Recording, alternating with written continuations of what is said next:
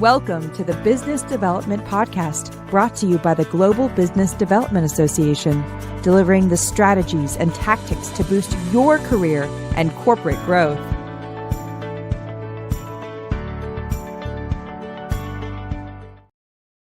Hello, BD pros, and welcome to the Global Business Development Association podcast called What is Business Development?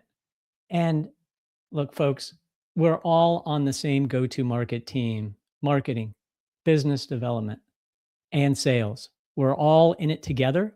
As a business developer, you need to understand how to speak marketing, and you need to start doing that as quickly as possible.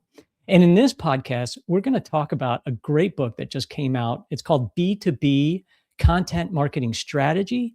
It's a media first framework that accelerates growth. Well, we would all love some growth, wouldn't we? And if you want to grow your career and get your business development growth going, well, then grab yourself a copy of the Business Development Body of Knowledge. It's available on Amazon, in Kindle and paperback.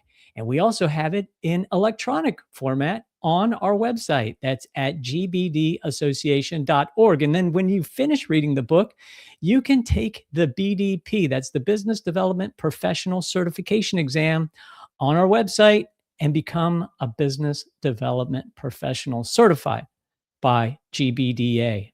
All right, let's get back to this fantastic book. Again, it's called B2B Content Marketing Strategy.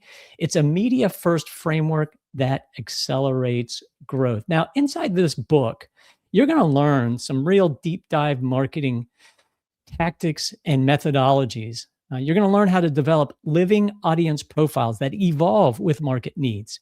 And you'll learn how to apply a media first approach across owned, earned, and paid channels. And if you're listening to that and you don't know what that means, grab your copy of the BD, the Business Development Body of Knowledge. We go into that because, again, marketing is critical for BD pros. And then in this book, you'll also learn how to optimize content plans to align with brand and revenue goals. And you'll learn how to build communities that increase reach, trust, and loyalty. And if you've been listening to the show for a long time, you know trust is a critical piece. So I'm so happy that this is a prominent part of this book. And our author today is Devin Bramhall. And Devin is a fractional chief growth officer. So if you're tired of defending your work instead of leading with it, following frameworks that feel like busy work, and watching brilliant ideas die in committee, then folks, you're in the right place. Devin is great at helping marketers ask better questions, not what content do we need, but what does the business need to grow? And we're going to talk about that today. And we're going to talk about this fantastic book with Devin. And so let's invite her to the stage. Devin Bramhall, welcome to the show. Hello. Thank you for having me. It's great to be here. It's great to have you, Devin. I always like to start off with the first question of, how did you get into business development? Marketing, of course, but as a chief growth officer, that's business development. That's the pinnacle of business development. How did you get to CGO? Everybody wants to know that.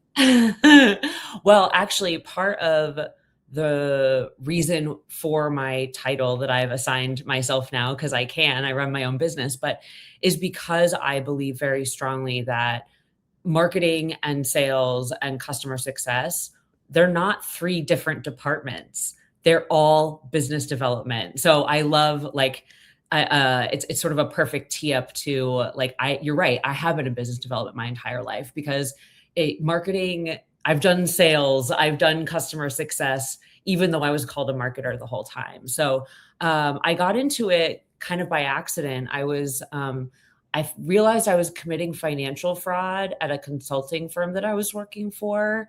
And so I quit and found this startup to work for, and they needed a community manager. And back then, community management was kind of like marketing for tech. You did a lot of different things. And that's the rest is history. I quit a job because I was committing financial fraud without my knowledge. And now I'm a marketer. Okay, one of the most interesting pathways into BD I've ever heard on this show. So thank you. Thank you for that. And it's great to have you on the show to talk about. It's good that BD could be a lifeline for you and a clean pathway to success. So, wow. Fail. All right, so let's jump into a little bit about, hey, why did you write the book? Again, folks, the title of the book is B2B Content Marketing Strategy, a media-first framework that accelerates growth. And I like how you tied together marketing and growth and your whole construct of, look, folks, we're all in the same boat here. Okay, we all have to row in the same direction, and oftentimes we just have these breakdowns across the team. So, can you talk a little bit about why you wrote the book? Yeah, I feel like marketers are almost being lied to. And I feel like there's a reason why CEOs aren't funding it or cutting it, or they don't understand the value, and why there's always, they're always at odds with sales. It's because, you know, marketing was never supposed to be playbook driven in the first place.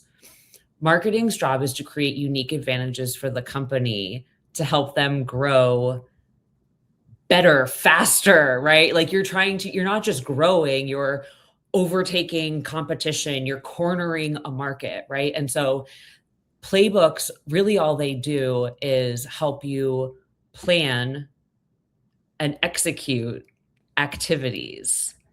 And that's why the CEO doesn't care about it.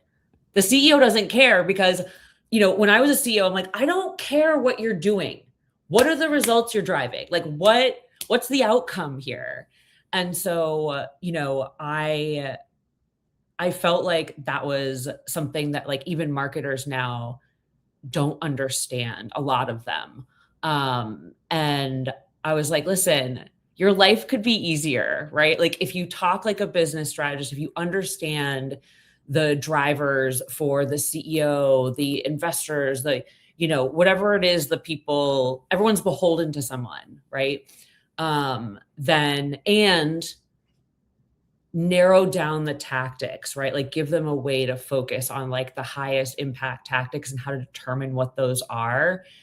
That is, you're cooking with gas, and you're probably getting more budget, you're getting more recognition. And the company ultimately is doing better because that's marketing's job is to grow the company. That's it. I love it. I love it. Marketing's job is to help grow the company. Yeah, so true. And by the way, I appreciate you keeping it PG. I suspect there are probably people that play our show just so they can put their kids to sleep on long drives. So if you're doing that, we're here for you, folks. But so let's jump into those tactics that you mentioned so that CEOs can really give a shh. So we're all marketers are aiming for. So I think the theme for me that is actually why I was excited specifically to write this book now is that in the past, since the pandemic, though the marketing world has been painful, it's gone through a transformation that I think is less talked about, which is marketing is now accessible to more people and companies than it ever was before. It is cheaper. It is much, much cheaper. And you no longer need the kind of like polish and presentation that costs lots of money to do it. And that makes me really excited because when you having that opportunity, you start to see the opportunity of like more small businesses, more independent creators, right? And we're seeing that already. Like human beings can make a business out of themselves now, which I think is really cool. So the accessibility is kind of the umbrella. And then the way that accessibility manifests is in different types of media, right? That are cheap and easy now to distribute. Community building, right? So using yourself, and the people at the company to grow the company, which again is cheaper. And then narrowing in on your channels spray and pray doesn't work anymore. It doesn't make sense for a lot of companies to be on Facebook or X or even, well, everybody's got to be on LinkedIn, but how much you like, for example, all of my clients, they're like, okay, what should we do with LinkedIn? I'm like, nothing. Your job is to have a company page there, but like organic branded social on LinkedIn doesn't work because the platform's not designed to showcase that kind of content. It's designed to showcase content from individuals, and they're trying to get companies to pay for visibility, which it does make sense to do, right? And so I would say like those are the three camps where it's like relying on yourself and building community through who you are as your person and your beliefs that drove you to build the company, using the platforms that are organic to you. And so if you don't like video, you also don't have to use it, right? But if you, whatever it is you do use, it's cheaper.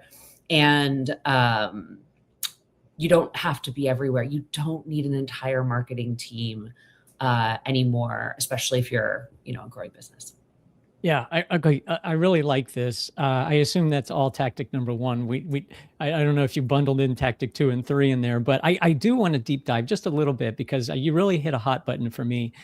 And it's really that what you said was it's down to the individual. When you look at certain platforms, particularly LinkedIn, those are optimized for individuals. And that's where you can get a lot of virality and being active on LinkedIn at the individual level. And the company pages don't get typically as much traction unless you're paid.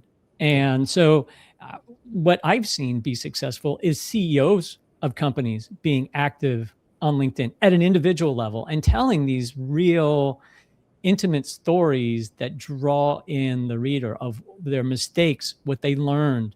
It's a work in public, create in public type of thing. Those really resonate. And also where I'm going with all this is the individual business developers. I mean, the CEO really is the chief business developer of the company, but your business developers are what I'm seeing now is I've actually seen on job opportunities for business developers in the job description, it has a requirement that you must have some sort of a social presence on a channel and a following. And, this is becoming, it used to be the Rolodex. It used to be kind of who your network was. And now for business developers, it's what does your profile look like? What does your community look like? And how active are you? Because folks, it works. It works. I don't know how many people have called me out of the blue. They never comment on anything I posted, but they're like, "Hey, Tony, I just thought I'd reach out to you." And this is a prospect I've been trying to engage with for 6 months or whatever. I just saw your post. I thought I'd reach out. Oh, I love this. I love this when prospects come to me instead of the other way around. So, what do you think? What do you recommend for the marketing organization and the C-suite to kind of figure out how they can really leverage their business developers? Should they just kind of turn them loose? Should they have marketing kind of approve everything that a business developer posts? What do you think is optimal?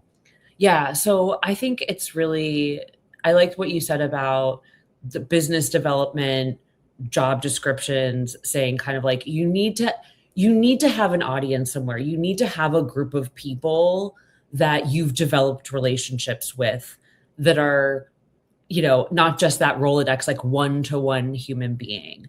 And I think that to be able to do that at a company, it is important that you give individuals more leeway into how they engage in the market, because business developers are ambassadors for the company. They're like mini CEOs. They're the ones going deep in developing the relationship with the customer for the longest. They're the ones the customer goes to when things go sideways, right? And so they're actually like the relationship with them is deeply, deeply important to the growth of the company. And so you don't want them having to everyone now can smell a branded, edited post by marketing, no matter how good it is.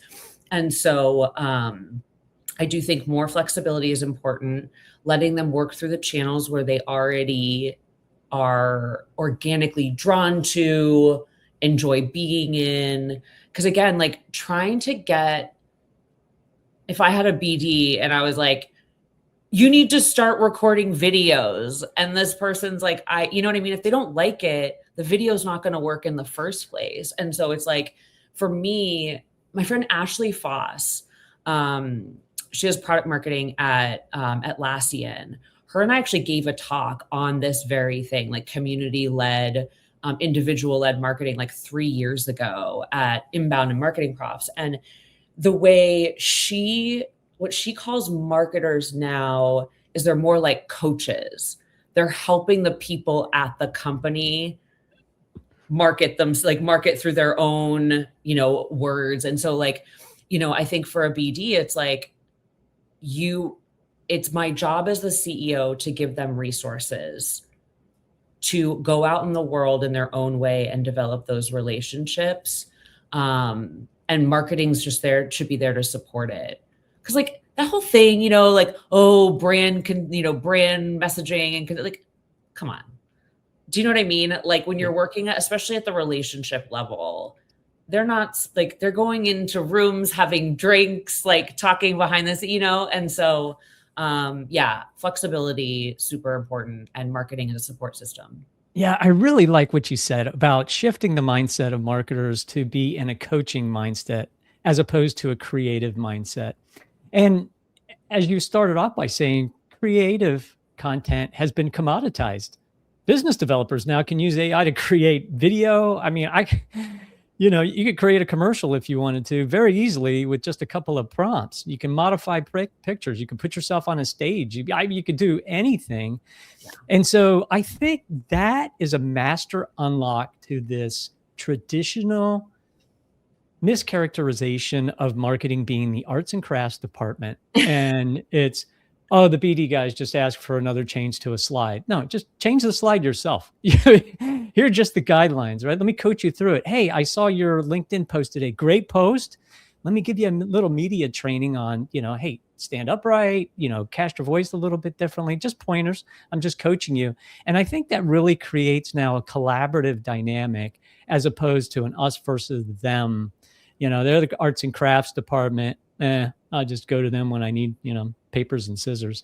And now it's more rewarding for both sides too. I think that's what's really important is like marketing may still in some cases be the one updating that slide, right? But the reason why they're doing it is of more strategic value. It's not just like you said, like, I need this thing, whatever. You're like, okay, you can programatize that.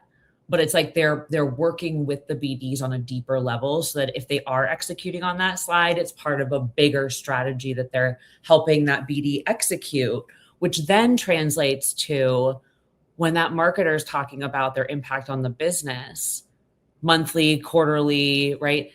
They now have a really great story to tell in terms of revenue impacted, clients touched, all that. And that now they've got this BD who's sharing in that storytelling, which I think makes a stronger case to C-suite that marketing is actually delivering value to the company.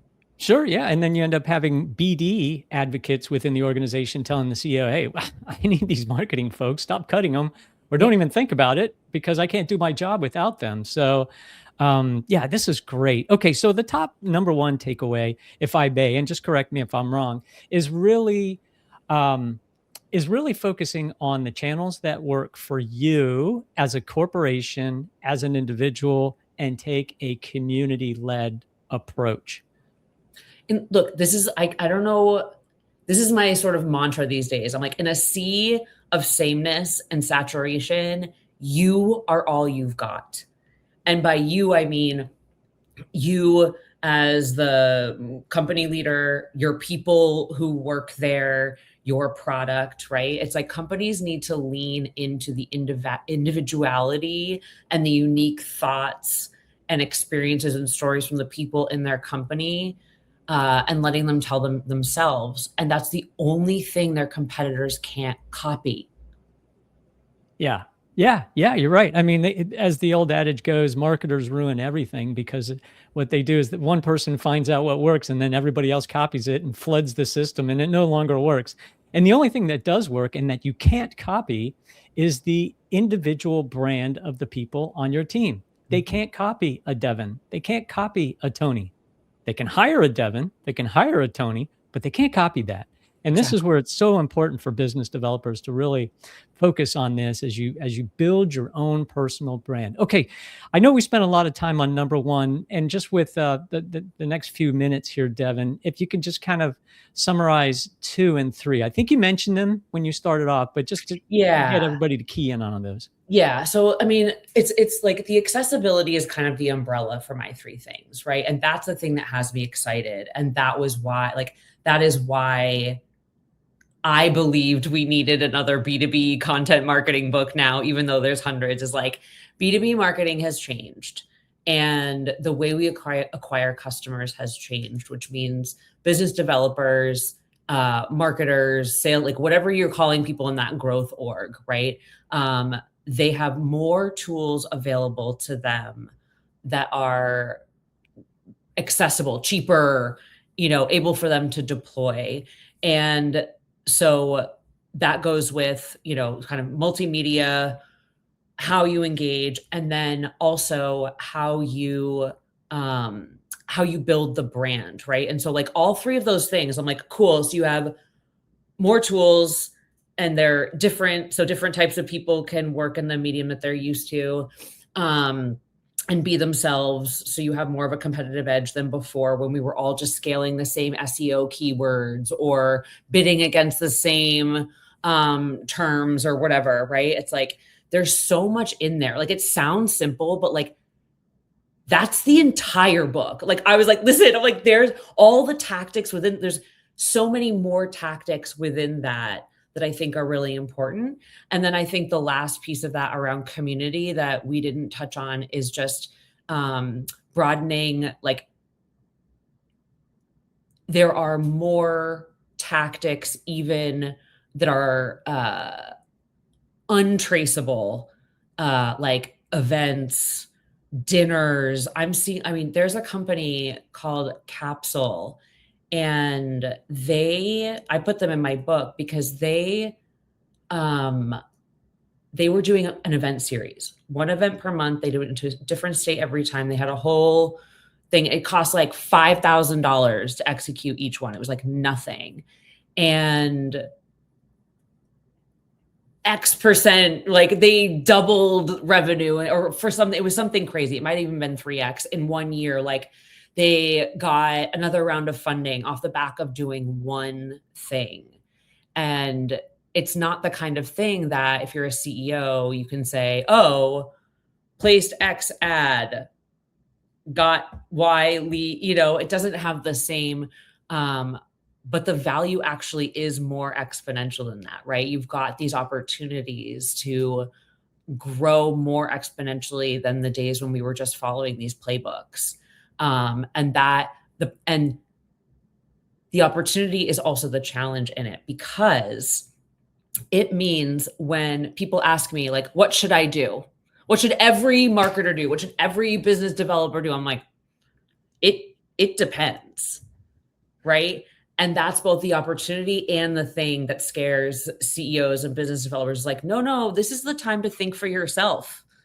That is where all the opportunity is. Like, look at your customer base, look at the resources you have, both your advantages and your drawbacks, and come up with a true strategy, not just a plan, which is how to capitalize on the things that you have flowing downriver, transform some of your constraints into opportunities, which, like, growing up in startups was organic to me, right? I never had any money or any people or any support. And it's like,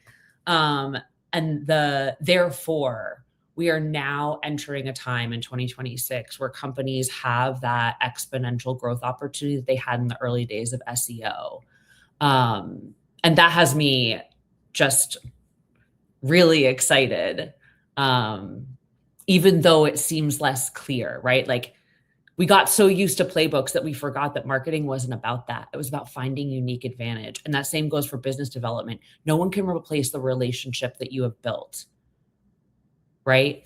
And now you just have tools to build more close relationships at scale using like very accessible tools, whether you're in BD or marketing or customer success, sales. Yeah. Wow, Devin, this is fantastic. I love everything you shared with us today. I'm a big fan of community-led growth. And what this really sounds like is a wonderful tool that C-suite and everybody in the organization can use your book and do the real deep dive into all the tactics that you have in there. I know it wasn't fair to you to ask for your top 3. You probably have top 300, but as you indicated, it all depends. It depends on what your community is, who your customers are. And that's where you have to orient your growth strategy, is focus on your unique brand advantage, both at the corporate community level, because nobody can copy your community. People can copy your marketing tactics. They can copy your BD tactics all day long, but they can't copy your community, and they can't copy the brand, individual brand within your company, the individuals from the CEO down to your BD professionals that are operating in the community and building the community. And then from there, you're building these other add-ons, not just on social, but in real world. The CEO dinners, the executive dinners, the conferences. And from there, you can show return on investment. You can show the attribution of, I connected with this CEO on LinkedIn based on a post I had. 3 months later, they came to a dinner event, and then they turned into a customer 2 months after that. That's the beauty of BD, is there's much more of a paper trail because you're communicating along the way.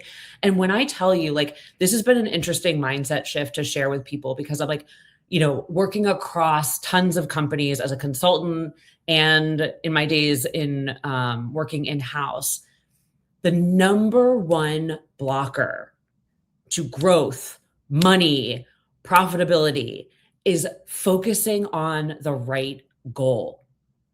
The 99.9% of my customers or clients come to me and they're like, I need to be doing more on social or something like that. I'm like, that's your goal? No, your goal is to make money, right? And you want to make money as cheaply as possible, right? So you get to keep the most of it, right? That's the mindset shift that's really surprising that I have to do with CEOs, with CMOs, with leaders. It's like, stop focusing on the how. Everything else is the how. The what is, I want to make more money. How much more money do I want to make in Q1, Q2, right? And then work back from there. And also, how much money do I have? The answers of what you should do reveal themselves when you think from that perspective. It's wild because there's an infinite number of ways to make more money. And so obviously you want to start by thinking, using the ways with the resources you have already, see how much that covers, right? And then start to thinking about adding on and scaling and all of that. And so like, it sounds weird, right? Like most people, they're like, okay, well, what marketing tactic do I do? What this, what that? And I'm like, that's the easy part. It's always been the easy part. The hard part is getting people to all focus on the same thing, which is the outcome of that marketing. The reason you need brand, the reason why, whatever, like you need like a newsletter or whatever. It's like, those are just tools that help you build the thing that you want, right? And that's where everyone's been focused. And I'm like, that's what's wrong. And then when you switch that mindset, you start to see all these pieces, they just fall together. You're like, oh, I get it. And I don't have to do nearly as much. Yeah, this is great. I love what you said, Devin. You have to focus on the goal. The goal is making money. And then everything comes from that top-down goal. And you then figure out the right resources that you need in order to achieve that goal. And folks, if you're looking for the right resource to make more money, grab yourself a copy of B2B Content Marketing Strategy. It's available on Amazon. It's a media-first framework that accelerates growth, written by Devin Bramhall. Folks, if you're listening to the show for the first time, maybe it's to put your kids to sleep while on a long drive, give us a like, give us some comments, subscribe. If you're listening to this for the first time and you're accidentally committing some sort of financial fraud, we'd love to have you too.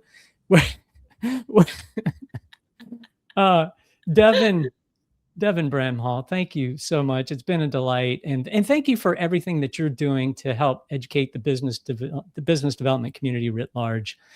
This is a wonderful resource, folks. Grab it today on Amazon. Devin, how can folks follow your work and connect with you? My website, devinbramhall.com. That's where I'm building kind of more resources for folks. And LinkedIn is where that's my one channel. All right. Sounds great. Well, Devin, thank you again for everything that you do for all of us in the BD community. Same. Thank you. Thank you for listening to the Business Development Podcast.